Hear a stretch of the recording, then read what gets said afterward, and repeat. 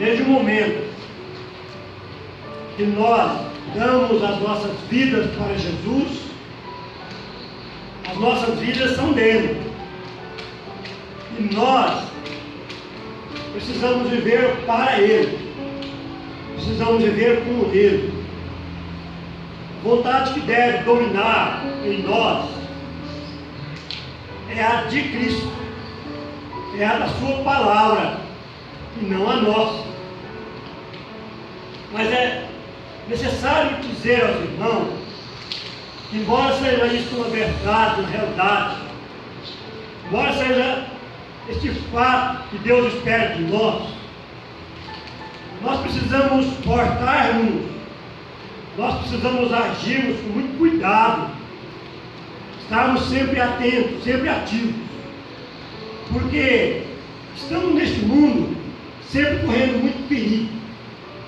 O mundo é um mundo mau, nós somos cheios de fraquezas, e ainda que temos dado nossas vidas para Jesus, e ainda que temos uma missão de glorificar a Ele na nossa vida, nós corremos muitos riscos, nós corremos muitos perigos.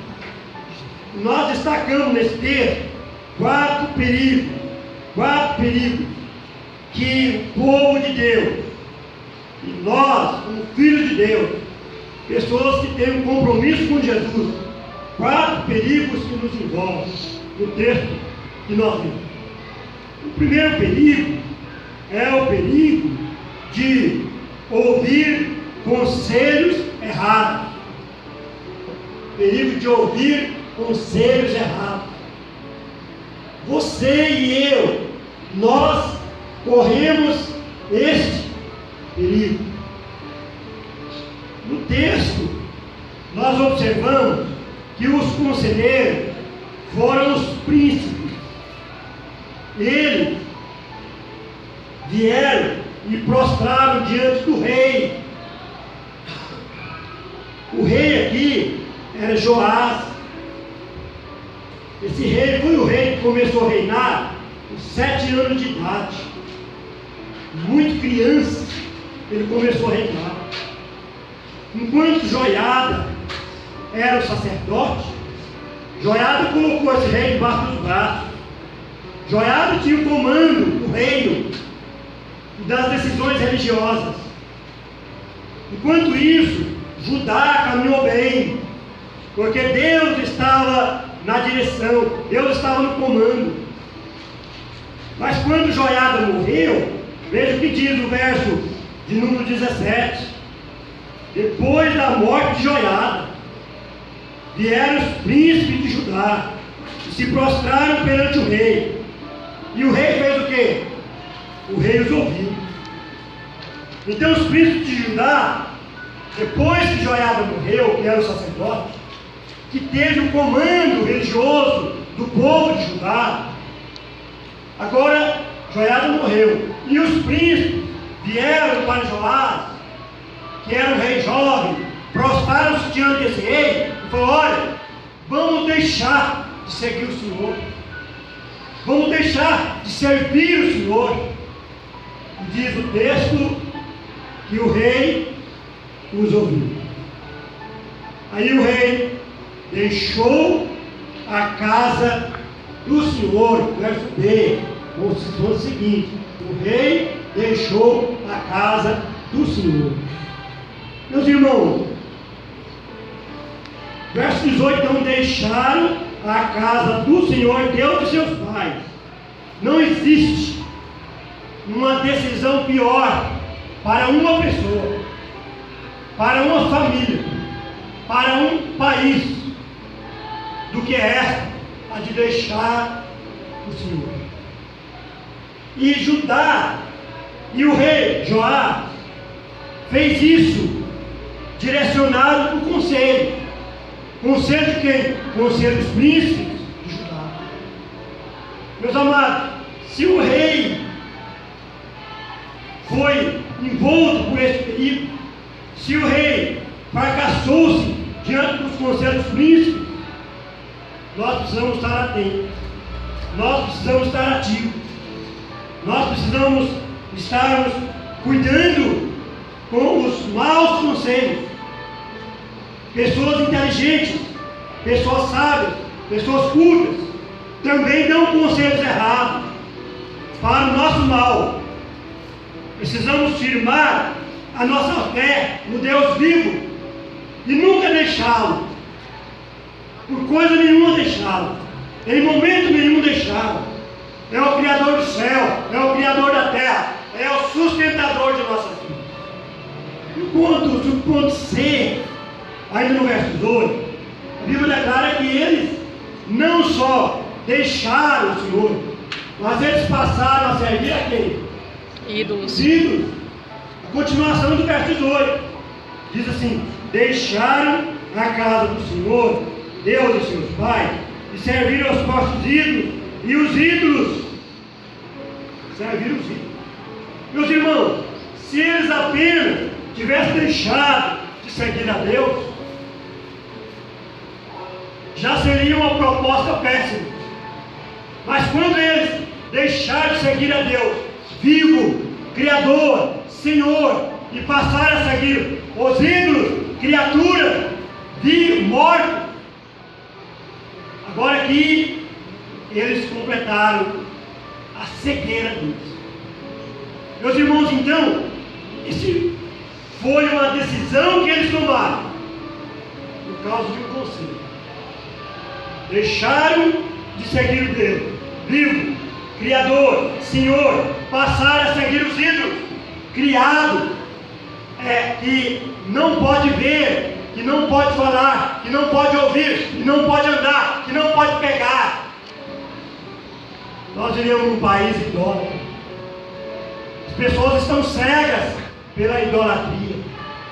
Nós outros que fomos resgatados de lá, para seguir o Deus vivo, o Deus verdadeiro, precisamos firmar a nossa fé para nosso próprio bem e para mais glorificar esse Deus vivo, esse Deus verdadeiro. A última parte do verso 18 diz aí, verso 18, lendo de novo: deixaram a casa do Senhor, Deus de seus pais, serviram aos postes ídolos e aos ídolos. Por essa sua culpa veio grande ira sobre Judá e sobre Jerusalém. A troca foi péssima, a troca foi má, a troca foi errada, não cativou bênção. A pessoa nunca é abençoada por tornar-se adoradora de ídolos, por tornar-se invocadora de imagens, mas a pessoa é amaldiçoada. O texto declara que por essa causa veio grande ira sobre quem? Sobre Judá e sobre Jerusalém. Grande ira sobre Judá e sobre a capital, que era Jerusalém. Segundo perigo que cega o povo de Deus é o perigo de não reconhecer seus erros. Perigo de não reconhecer seus erros.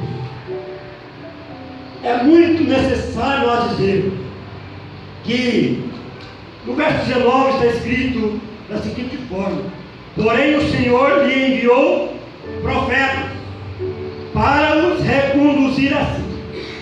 Deus é muito Deus, ou não precisa ser muito Deus. Deus é um Deus poderoso. Amém. Deus é um Deus sem igual. Deus é um Deus ímpar. Porque mesmo que Joás ouviu o conselho dos príncipes, mesmo que Joás deixou de seguir o Senhor, mesmo que Joás passou a adorar os ídolos, agora Deus na sua graça fez o quê? Deus na sua graça enviou profetas. Para quê? Para os reconduzir a si. Deus ainda queria Joás, queria Judá, queria os príncipes. Deus mandou os profetas para ir e dizer para Joás: olha, não fica assim não, volta para Deus. Deus Deus espera por vocês. Deus quer vocês. Deus é muito gracioso, é muito bondoso. E hoje Deus ainda é esse Deus. Mesmo que a gente erra, Deus ainda está chamando a gente. Vem cá, meu filho, eu te perdoo. Vem cá, meu Deus, meu filho, eu te quero para mim, eu te aceito. Vem, meu filho, vem. É assim que Deus faz, é assim que Deus age, é assim que Deus procede. É o nosso Deus ímpar, é o nosso Deus sem igual, é o Deus glorioso, é o Deus poderoso, é o Deus bondoso. Amém. Nós observamos, meus irmãos, que no verso 20, o texto diz assim: o Espírito de Deus se apoderou de Zacarias, filho do sacerdote Joiada, o qual se pôs em pé diante do povo e lhe disse: assim diz Deus, por que transgredis os mandamentos do Senhor? Sabe quem era Zacarias? Meus irmãos, Zacarias era o filho do sacerdote Joiada.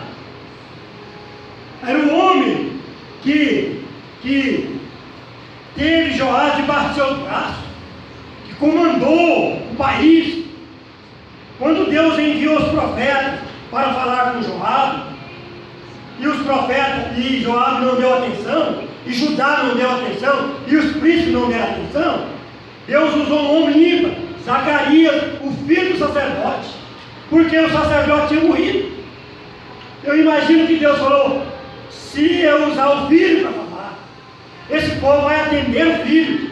E Zacarias levantou a voz: por que vocês estão fazendo isso? Por que vocês estão transgredindo os mandamentos do Senhor? Volta para o Senhor.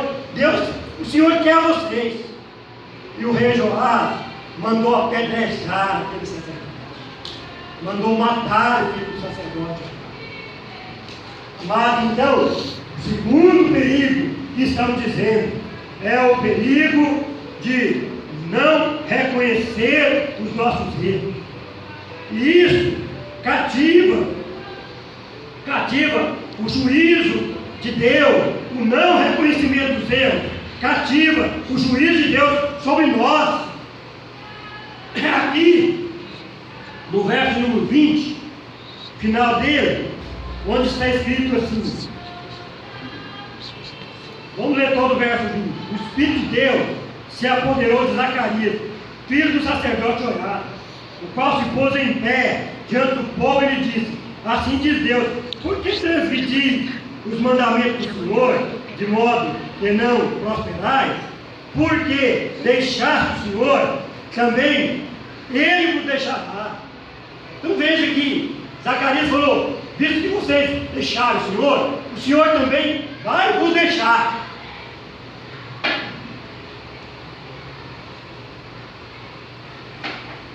Era uma palavra, esse remédio é especial. Era uma palavra, Alex, obrigado. Você sentiu que estava precisando. Meus irmãos, era uma palavra de exortação para o povo. O filho do sacerdote chegou para eles: por que vocês estão transgredindo o mandamento do Senhor? Se vocês estão deixando o Senhor também vos deixará. Mas eles endureceram o coração, fecharam o coração. E aí, veja que isso cativou para ele o juízo de Deus. O verso de número 29 do livro de Provérbios, capítulo 29, verso 1, diz que o homem que muitas vezes é repreendido, endurece a serviço, será quebrantado de repente, sem que haja cura. Quando alguém rebela contra Deus chama, Deus quer de volta. Quando essa pessoa continua rebelde, Deus continua chamando, Deus espera. Mas chega um momento que Deus para de esperar, que Deus para de chamar. Chega um momento que essa pessoa já caminha para o juízo de Deus. A mensagem dura, não é? A mensagem dura não é a palavra de Deus declara. O homem e muitas vezes é repreendido, endurece o seu serviço, será quebrantado de repente, sem que haja dúvida. Faraó foi um caso desse.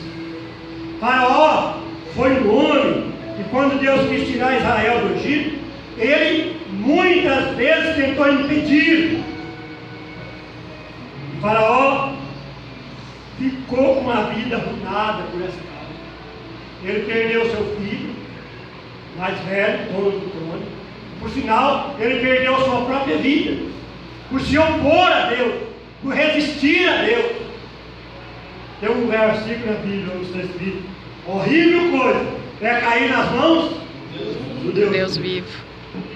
É o Deus paciente, é o Deus que fala, é o Deus que espera. Mas chega um momento que aí as portas se fecham, que aí ele para de falar, que aí ele age. E ele age para podar. Deus tenha misericórdia de nós. Que possamos, meus irmãos, não ter medo de cair, mas ter medo de cair na queda, de ficar prostrado. Deus tenha misericórdia de nós de verdade.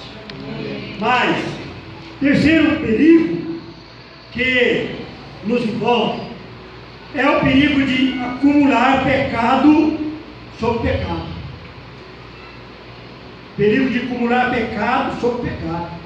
Nós vimos aí que Judá, influenciado pelo rei, influenciado pelos príncipes, ele pecou, deixando de servir o Senhor, passando a servir os ídolos, não ouvindo os profetas, e matou quem? Zacarias. A Bíblia declara, meus irmãos, no domingo passado nós citamos: um abismo chama outro abismo. Um abismo chama outro abismo. Quando você fala uma palavra impensada, dura, você está abrindo as portas para você falar outra palavra impensada e mais dura ainda. Não é assim?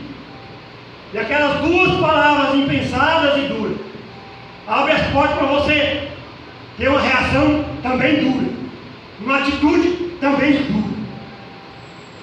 Então, é preciso que a gente tenha domínio próprio, que a gente saiba como proceder, e sejamos sábios, cautelosos, mansos, que possamos dominar a nós mesmos. Porque quando nós gritamos com alguém, nós estamos querendo o quê? Dominar alguém.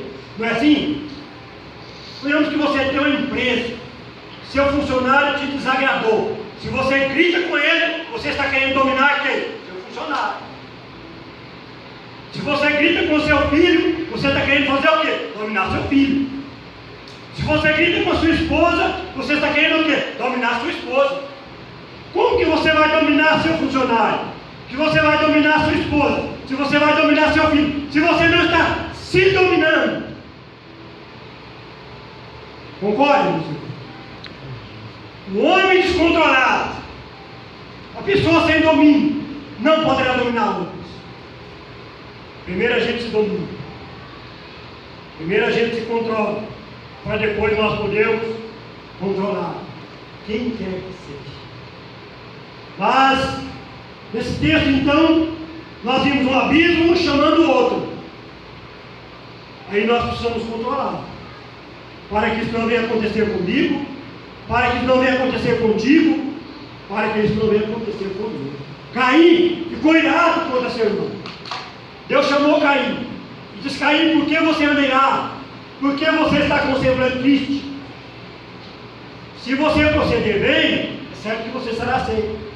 Mas se você proceder mal, o teu pecado será contra ti, mas a ti cumpre dominar. O que Caim deveria ter feito? Assentar, pensado um pouco, voltado atrás da sua ira. Mas Caim continuou rebelde, chamou seu irmão para o campo e fez o quê? Assassinou seu irmão. O abismo chama o outro. Davi foi um homem segundo o coração de Deus. Mas Davi, quando a gente pensa no erro de Davi, lembra logo de quem?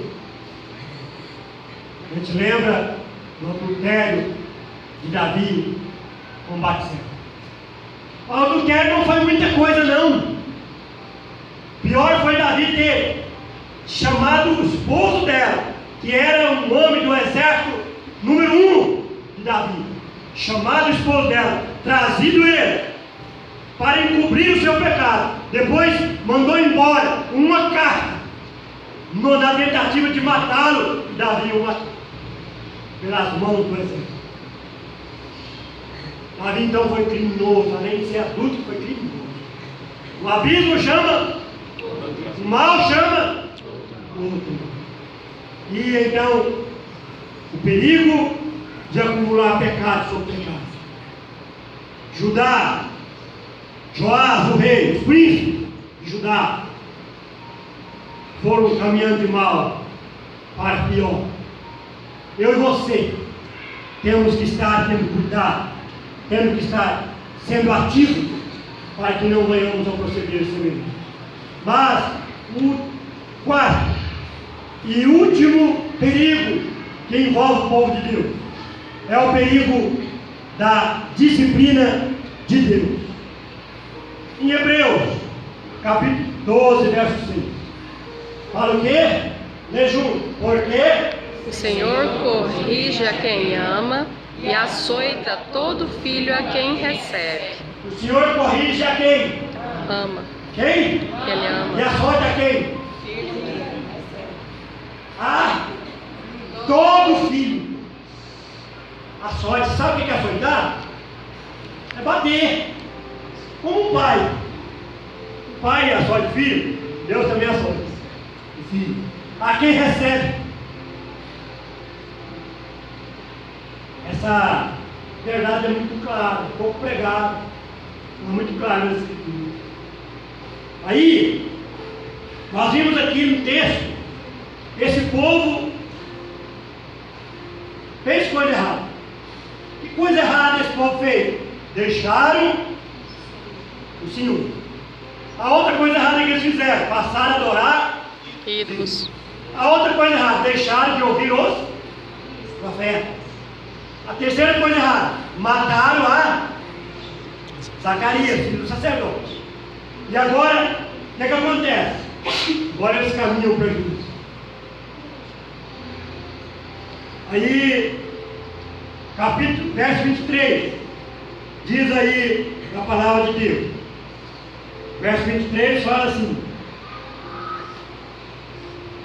antes de se findar o ano, subiu contra Joás o exército sírio, e vindo a Judá e a Jerusalém, destruíram dentre o povo a quem? Todos os príncipes. Todos os príncipes. Por quê?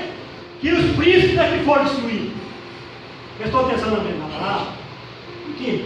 Eles foram escutados. No verso 17, foram os príncipes que foram lá para o rei.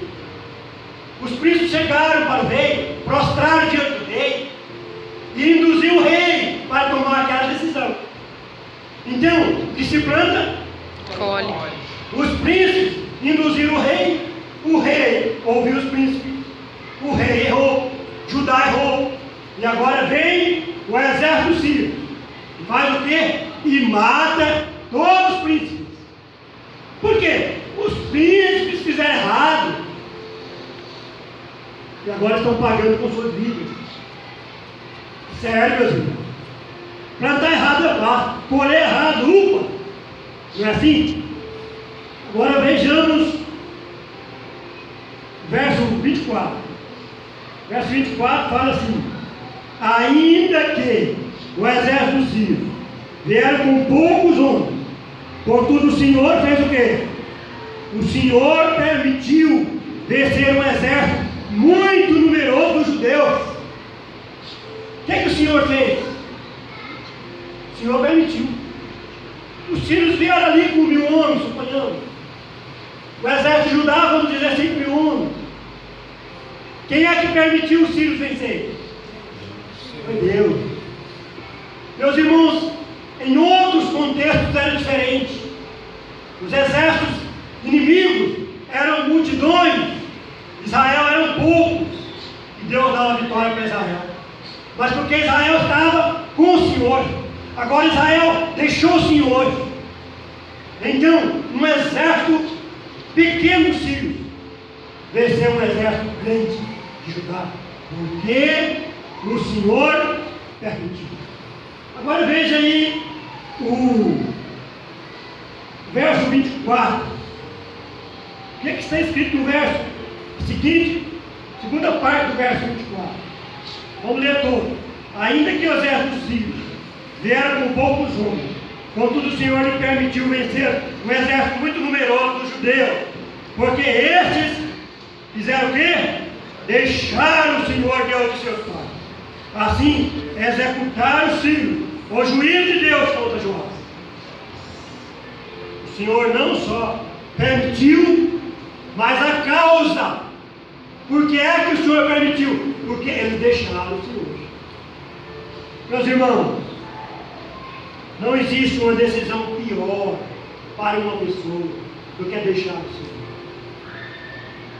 É muito fácil deixá-lo. Apenas um conselho. É muito fácil deixar o mundo de braços abertos, convidando.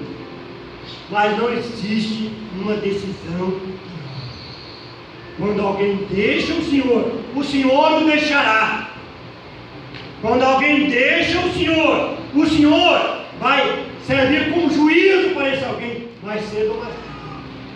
As coisas vão desencadear, as coisas vão desarrumar para esse alguém. Aí veja, verso 25. Virei o verso 25. Quando os sírios se retiraram deles, deixando-o gravemente enfermo, conspiraram contra ele, seu servo, por causa do sangue dos filhos do sacerdote Joiada, e feriram no seu leito, e ele morreu. O que aconteceu então com Joás? O que aconteceu? Os príncipes morreram, e Joás? Morreu também. Os príncipes foram mortos pelo exército dos sírios. E Joás foi morto por quem? Pelos próprios servos. Quem deveria cuidar de Joás, que já estava ferido por causa do exército sírio, quem deveria cuidar, que era o servo de Joás, agora pega e mata. Pega e mata. Meus irmãos, é necessário então que nós saibamos. Tudo isso é porque deixaram o Senhor. Tudo isso. E é necessário sabermos que Joás morreu jovem. Ele começou a reinar com 7 anos de idade. Ele reinou 40 anos. Com quantos anos ele morreu? 47. Qualquer um que tem menos de idade que eu fala que é jovem. Morreu com 47 anos. Morreu jovem. Uma pessoa com 47 anos não está pensando em morrer. Ainda mais um rei. Mas porque deixou o Senhor, morreu. Morreu, foi morto pelos seus próprios servos, porque deixaram o Senhor. E aí, meus irmãos, nós vimos o verso 26, primeira parte do verso, foi lida, fala assim: sepultaram na cidade de Davi, porém não no sepulcro dos reis. Joás foi morto e não foi sepultado no sepulcro dos reis. Foi sepultado em outro lugar. Ele não foi digno de ser sepultado no sepulcro dos reis. Não houve para ele uma honra de rei. Reinou 40 anos. Poderia ser honrado como rei. Fez tantas coisas boas. Se você ler o início da história, ele foi um camarada joia. E enquanto Joiada estava no comando. Mas ele não foi digno das honrarias de rei. Porque enquanto Joiada estava no comando, que ele fez coisas boas. Quando Joiada morreu, agora ele mergulhou na idolatria, agora ele mergulhou em deixar Deus, de seguir a Deus, de servir a Deus. E aí a gente conclui, meus irmãos, nossa palavra. A gente termina nossa palavra dizendo: a vida com Deus deve ser com muita responsabilidade. Certo? certo, meus irmãos? Andar com Deus não é de qualquer forma. Não é de qualquer maneira. Todos estão entendendo? É uma vida com muita responsabilidade. E eu quero dizer para os irmãos que Deus, Ele é amor, mas Ele também é justiça. Deus é amor, mas também é justiça.